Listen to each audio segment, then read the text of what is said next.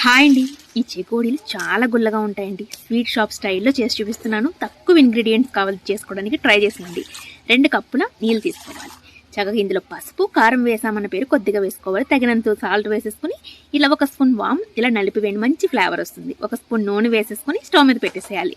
బాగా మరగాలి. ఈ లోపల అదే కప్పుతో 2 కప్పులు మైదా పిండి వేసుకోవాలి. 1 కప్పు తర్వాత 1 నీళ్లు మైదా పిండి సమానంగా వేసుకోవాలన్నమాట.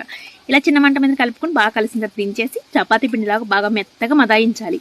ఇలా స్మూత్గా అవుతుందండి. భలే స్మూత్గా ఉంది కదా. ఇలా అయితే మంచిగా వస్తాయి చెకోడీలు. ఇప్పుడు వంట తీసుకుని జంతుకులు సట్రంలో వేసేసి చక్కగా ఇలా చూపించిన విధంగా పిండి అద్దేసుకుని దాని మీద వేయాలి.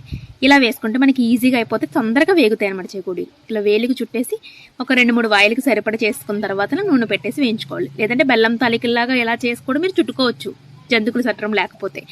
ఫస్ట్ నూనె బాగా మరిగిందో లేదో చెక్ చేసుకుని అప్పుడు మీడియం ఫ్లేమ్లో పెట్టి వేసేసి కొంచెం సేపు వేయించుకున్నాక హై ఫ్లేమ్లో పెట్టి వేయించుకోండి. ఇలా నురక రావట్లేదు అంటే చక్కగా వేగిపోయినట్లే. అప్పుడు సర్వ్ చేసేసుకోండి. ట్రై చేయండి, లైక్ చేయండి. Thank you.